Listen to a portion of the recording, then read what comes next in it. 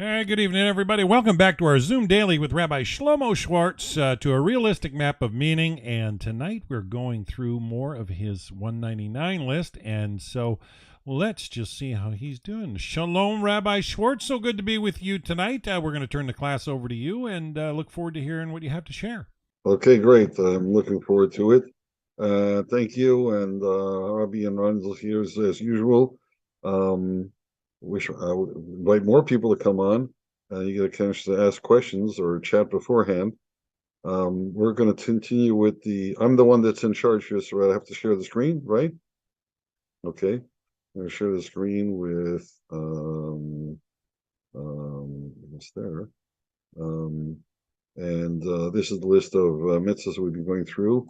And we showed a video last night on the ones just before of not hating your brother.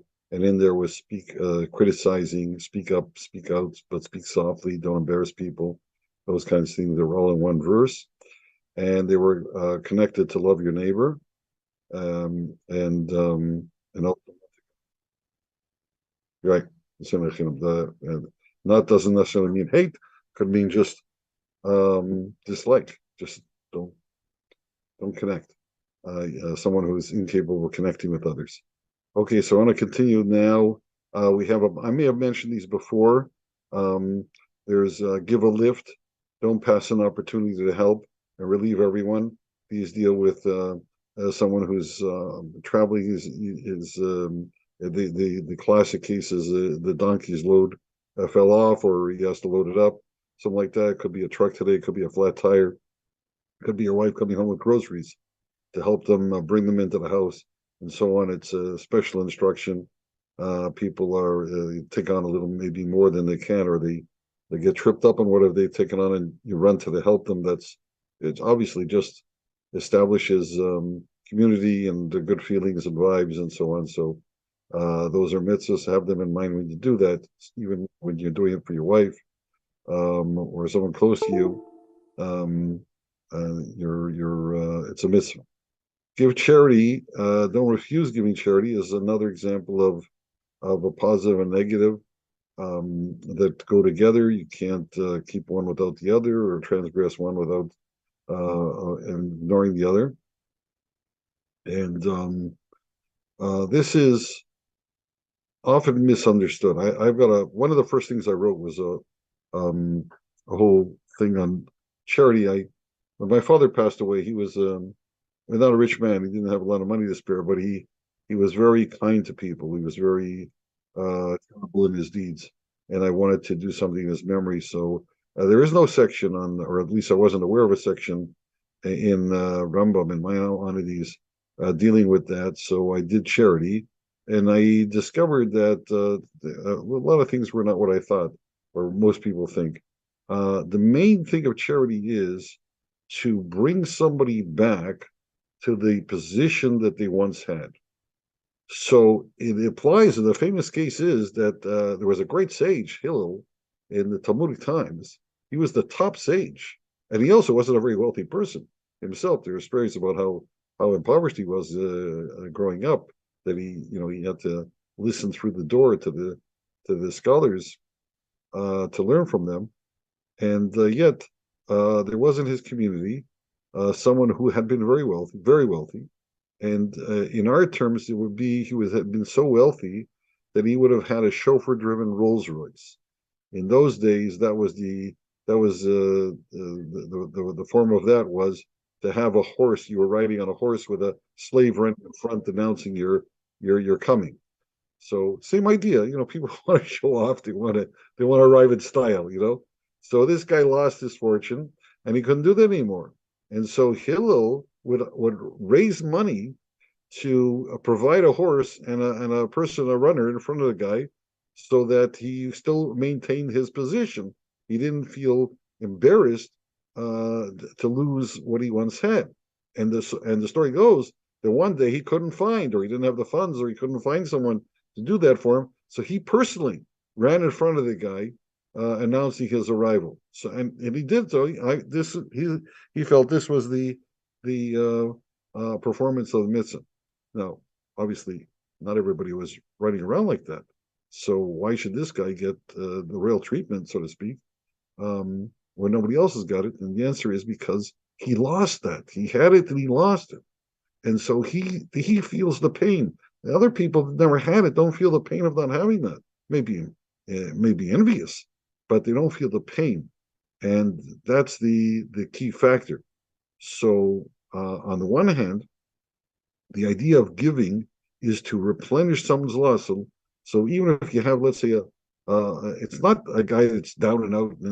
It may even be the reverse. Let's say somebody who is, just a working guy. He doesn't have much, but that's his life. That's what he's used to. And so as long as he can maintain that, he hasn't lost anything. So there's not really a need or the mitzvah need to apply to give him something that he never had. Now, if he gets sick and he's not able to go to work and so on, so then now he's lost something. Of course, that's a person you have to help equally, and of course, probably you would help him faster because he may be in danger of his health may suffer because he doesn't have proper food and so on. So he would take the high priority.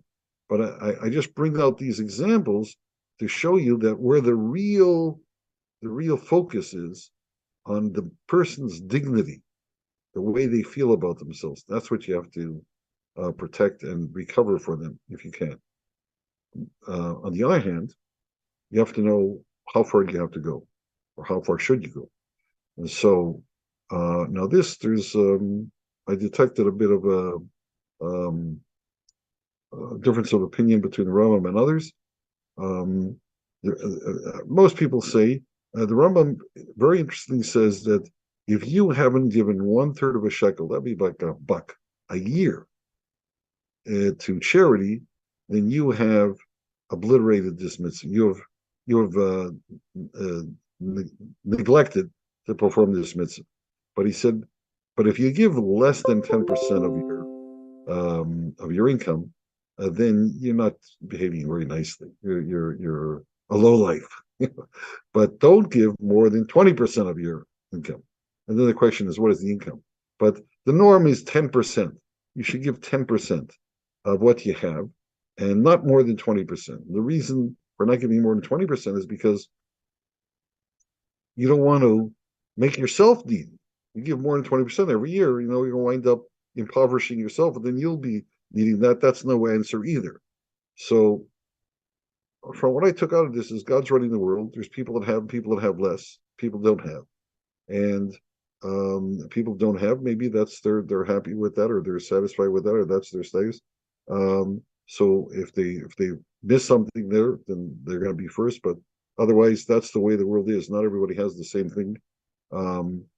We don't believe in communism that everybody gets the same. It just doesn't work that way. And on the other hand, you have to protect what you have. You can't be prolific. Now, there are sages, and one of the famous sages I quote is Schwartz, who wrote, he was the only one I saw this by, but I accept it from him. And that is, he introduces the idea that said, if you're very wealthy, if you're fabulously wealthy, you can give more than 20% because you're never going to fall in the hole, right? Nowhere near falling in the hole. So you don't have to take that as carved in stone, but the normal person should give 10%. But then the real question is 10% of what? Is it your gross income or your net income or your disposable income? Because you have, let's say you're making $100,000 a year, but you have to live in a house where there's a lot of taxes to pay and income taxes to pay, and then there's social obligations and golf course fees and then your kids' education. So it could wind up you be not that much disposable income at the end of the day. Maybe that's going to confine that. I don't have a clear answer, but certainly all these things have to be taken into consideration. You have to know what you can do, but you should. I think the main thing I would like to emphasize is that if anybody ever asks you for a donation, never say no. Give something. And that's one of the rules, that you should always give something, even when you don't think the person is particularly needy. And the idea I get out of that is that don't make yourself someone who says no. you're always able to give, even if it's a small amount. There's always something you can do to respond to someone, and that just sets a pace for how society works. So never say no completely. Always do something. Okay, the things lend money to the needy is a completely separate mitzvah.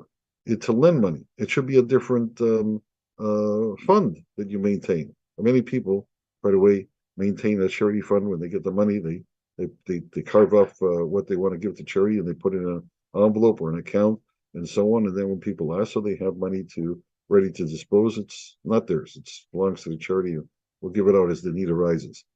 A separate fund can be maintained for giving loans to the needy, not giving the money away. You're just lending the money, and you expect it back. So it's a completely different fund, and you're entitled to take steps to make sure you do get the money back. If the person not able to give you the money, then you can always say, okay, I will make a donation out of that because you're obviously needy, and then it becomes part of your charity. But now we're talking about where you're able to pay back, and you should pay back. I just helped you out for a short time. On the other hand, the next one is don't demand payment from an insolvent borrower. If the guy doesn't have money yet to pay you, don't harass him. That's not going to help anything anyways. So you have to wait until he actually has the funds. You can't be always harassing him to get the money back. You can expect the money back, take steps to take it. Next one is do not take a food utensils loan security. Introduces the idea of how you do make sure you get the money back. You're entitled to take security. You say, yeah, sure, I give you money. I can lend you money, but can you give me something that I can hold on to as security? Because I'm worried about, I can't afford to lose the money. I can afford to part with it for a while, but I can't afford to lose it. So, worst comes to worst, I know you mean to pay me back, but if it comes is there something you have extra that you can put up as collateral? Explain it, and the guy does it. But you can't take food utensils. Can't suggest that he give you something that he's needing all the time. He needs this pot to cook in, or things that he goes to sleep in, or things like that. So not that, but you can, golf clubs. Golf clubs might be something. Let me hold your golf clubs till you get it. I'll give him a good incentive to pay you back. All right, you got to be clever about it.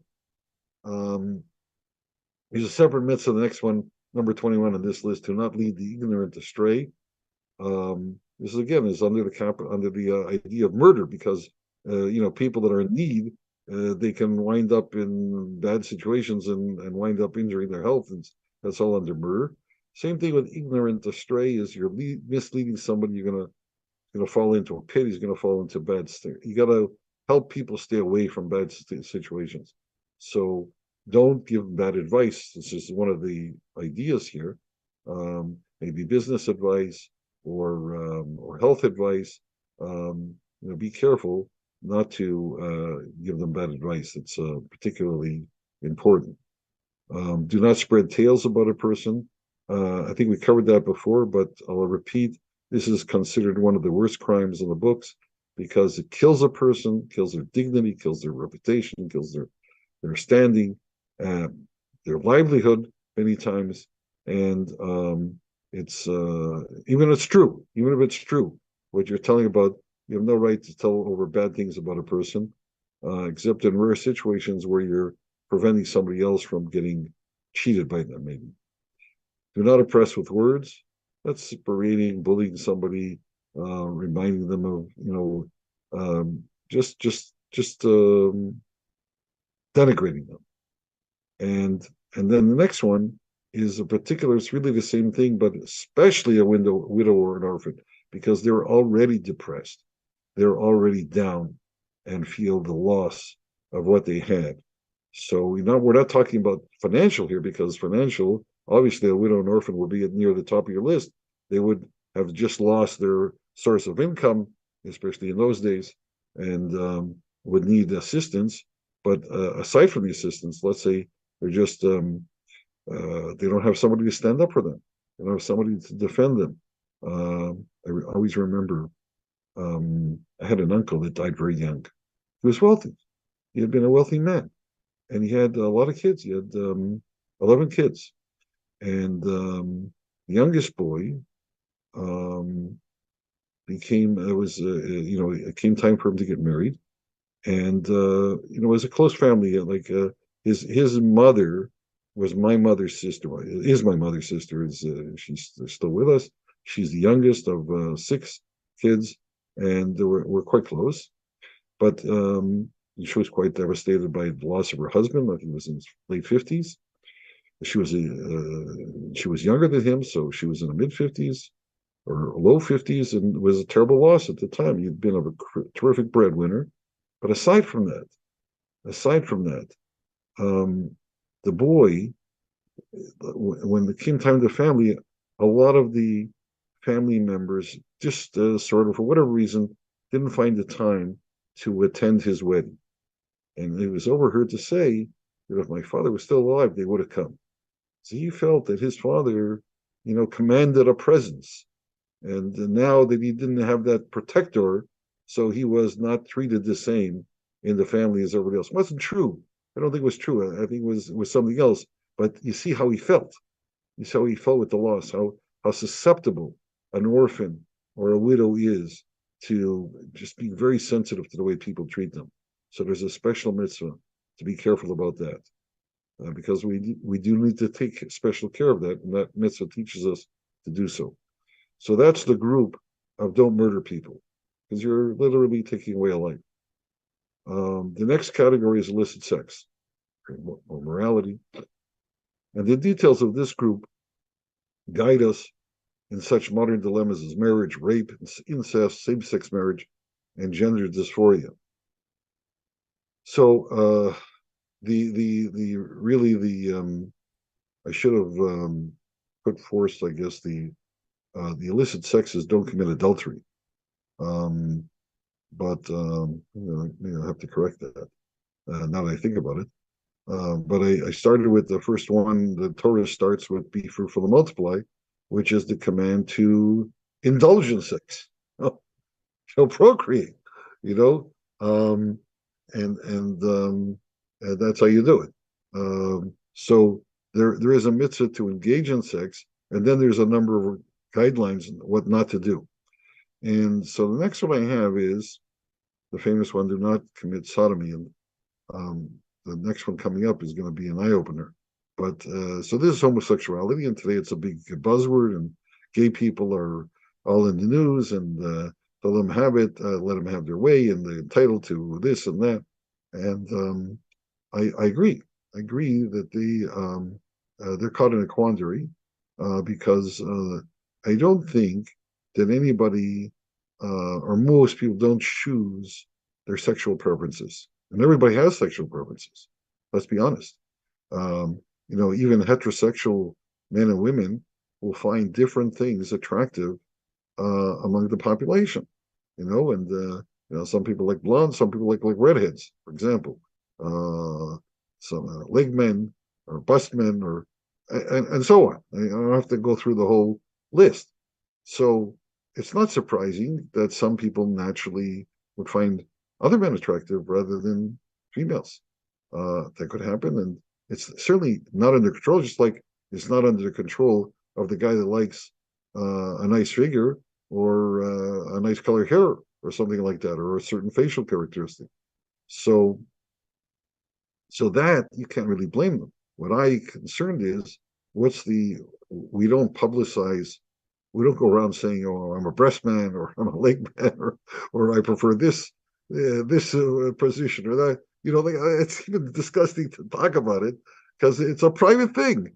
So what are you making public? What do you have to make parades for about what your preferences are? Just go about your business like everybody else, and that's what I take issue with. But still, there's people like that, and then there's pastors that make a big deal out of this.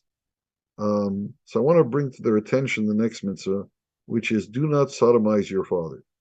And I was not aware of this extra mitzvah. Rabbi Noah Weinberg, one of my mentors, the head of a store we were talking about earlier with the 48 ways, he pointed out, who's the Torah talking to when it says do not sodomize your brother? Oh, I said, do not commit sodomy. You're not allowed to commit sodomy with anybody. So who's the Torah talking to about not sodomizing your father? It's talking about to a guy that's a homosexual. Okay, at least not with your father. So you see that there's the Torah is more all-encompassing than you might think, and these are guidelines. That's why it's this kind of idea that led me to the conclusion that these are rules that will guide you to making the best possible personal relationships, interpersonal relationships with each other, whether you recognize them or not. You may not always understand them, but they're guides for that purpose.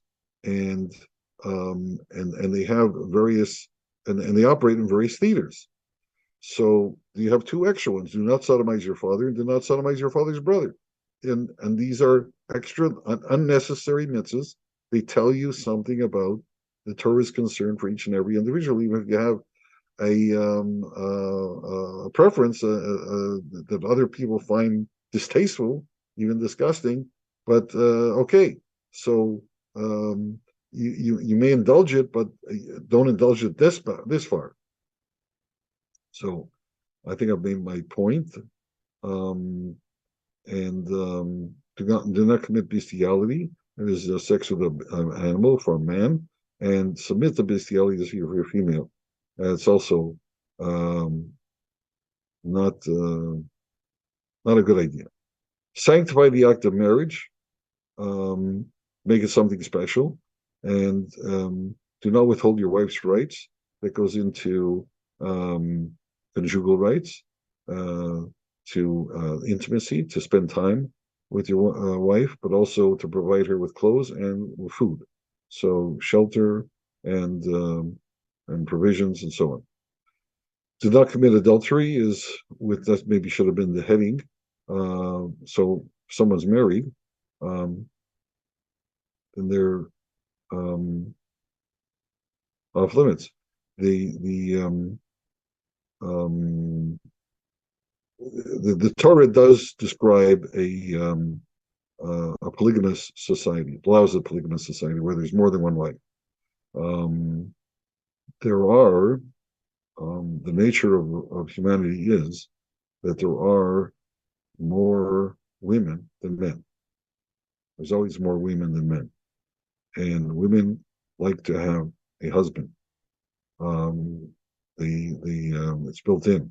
So this is, and also in terms of the biological structure of it, is the mother is not able. She needs a lot more help than the father, who doesn't have to bear the child for 9 months and nurse the child for another couple of years and look after the child for quite a few years.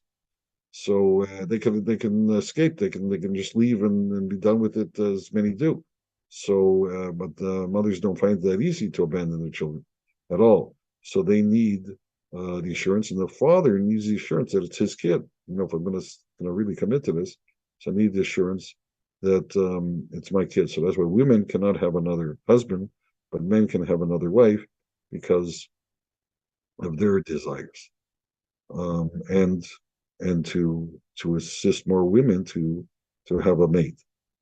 Do not live with your mother. Do not live with your stepmother. These are your own mother and your father's wife. Are the ideas now? It's interesting that that's where it sort of stops as far as the Torah is concerned, and the Rambam identifies those are the ones that apply to non-Jews. By the Rambam feels that's what the Torah includes all these to non-Jews.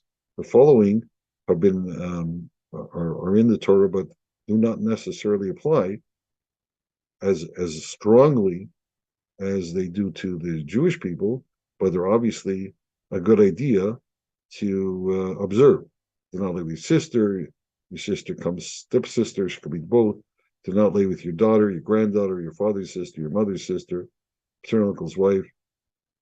Your daughter-in-law, don't lay with your mother or daughter of a previous wife. The wife's son's daughter. Some of these are further out than you might think, and some of them are very close. You would think, what's the question? I Yeah, well, I ask a different question now. Why are these off limits? What's wrong? If they like each other and they want to do it, so they're consenting adults, so what's the problem? And I think, and so I'm going to suggest that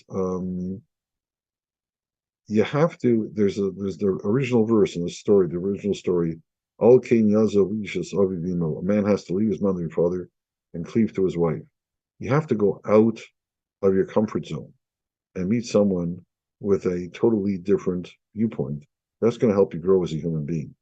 And when your wife comes from a different family, she's going to come with their particular way of doing things, and you're going to come with your family's way of doing things. Until you're going to have to meet and work it out, thrash it out, however, whatever, whatever rules you want to lay down for that. But you're meeting a mini culture of a different sort. And when you stay within the family, you're not doing that. You're not getting that challenge, and that's dangerous to your personal development. That's counterproductive to your personal development. So that's what I learned from all these issues. Um, these can be considered mandatory. Do not be intimate with a forbidden relative. That is, if you have a relative, you're not going to have sex with them. You're going to be intimate in another way. That's also not a good idea. And do not wear clothing. And this is the gender dysphoria type thing, or transgress. What is it called? Cross dressing. You just control yourself. It's not going to take you to a good place. And that's the Torah's advice. It's not going to take you to a good place. So stay away from that. It's going to take you, and it's going to take society to a good place. And you have a duty to society, even if you find this attractive.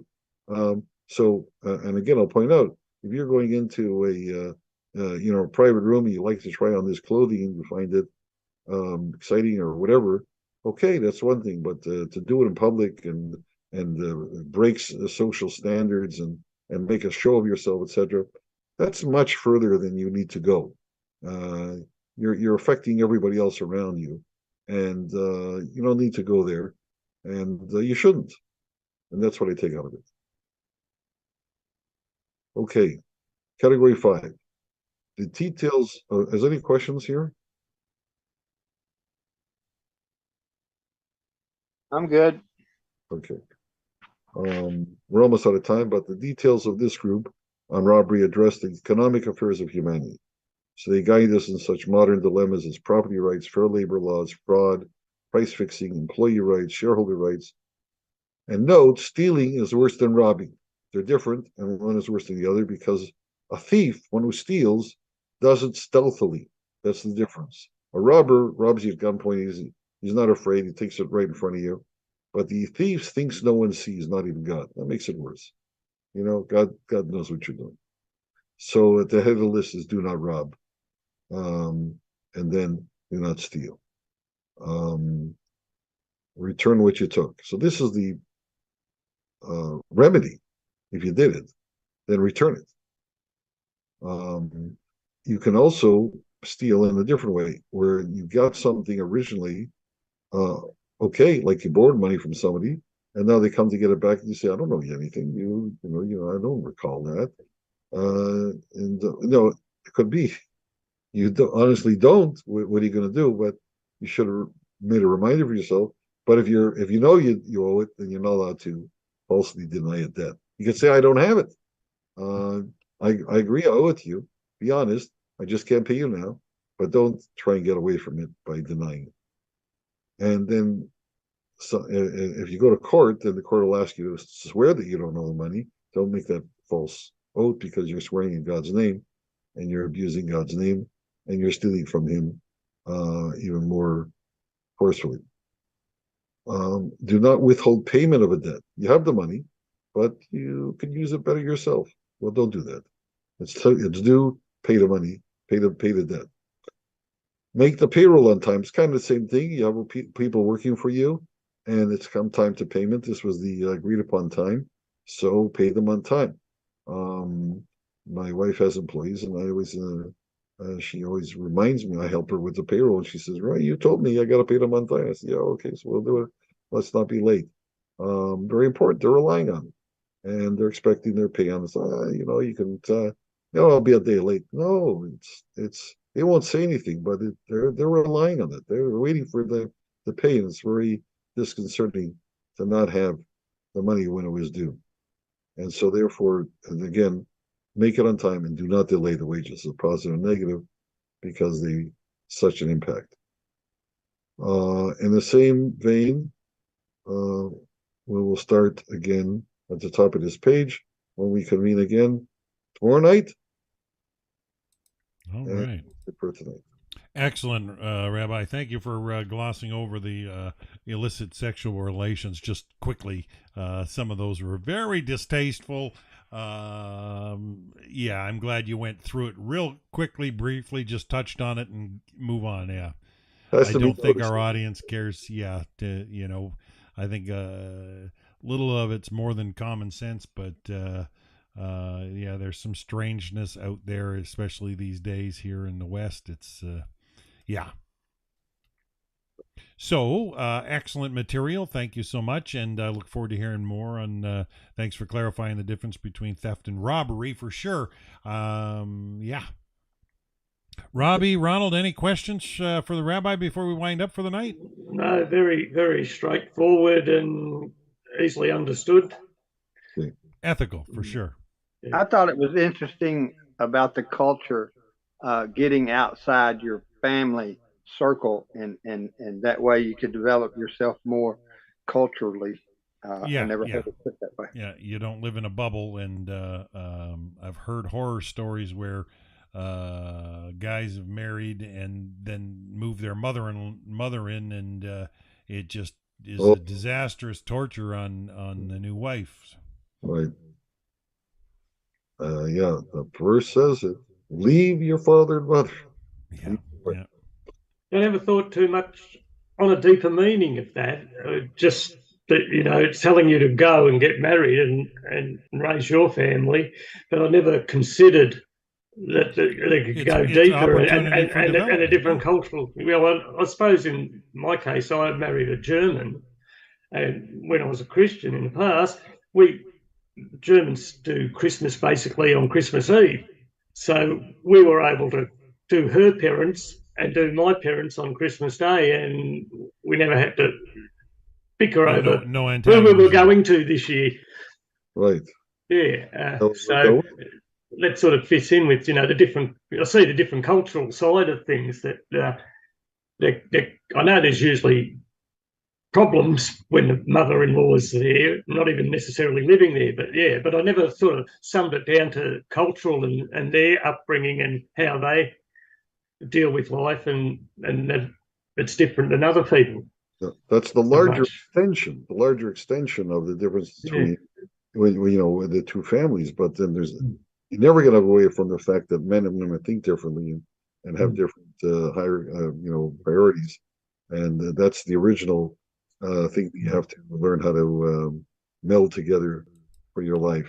Well, I liked how you pointed out also polygamy was permissible for a male, but not a female, and clarified that point a little bit. I think that made some great sense, that it was all about personal development for sure. Mm-hmm. Okay, good. Well, I think on that note, yeah, we'll be back tomorrow, folks, at 9 p.m.